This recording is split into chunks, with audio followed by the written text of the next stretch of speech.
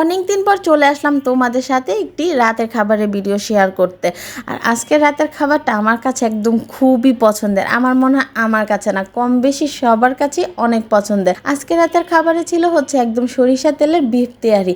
অনেক দিন ধরে একদম সরিষা তেলের বিফ তেহারি খাওয়ার জন্য একটা মনটা একটা আকুপাকু হয়ে গেছে। তো আকুপাকু যেহেতু হয়েছে, ভাবলাম একবার বাইরের থেকে নিয়ে আসি। আবার চিন্তা করলাম যে না, আজকে আমি ঘরেই রান্না করব। যেই ভাবা সেই কাজ। এই গরমে যেখানে ডাল ভাত রান্না করতে যেয়ে মাথা নষ্ট আমার, সেই গরমে আমি গেছি হচ্ছে তেহারি রান্না করতে। ভাবা যায়, তাও আবার রাত্রেবেলা যখন নাকি কারেন্টই থাকে না। যাই হোক, সাহস করে রান্না করতে গেছি, যেরকম ওইরকম খাইয়া একদম আত্মা মনটা শান্তি হয়ে গেছে।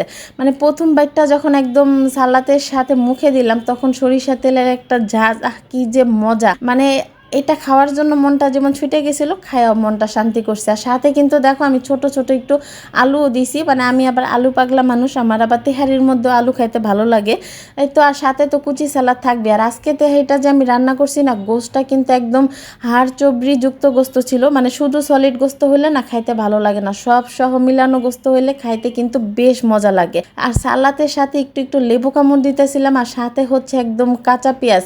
মুখে দিলে কি যে শান্তি!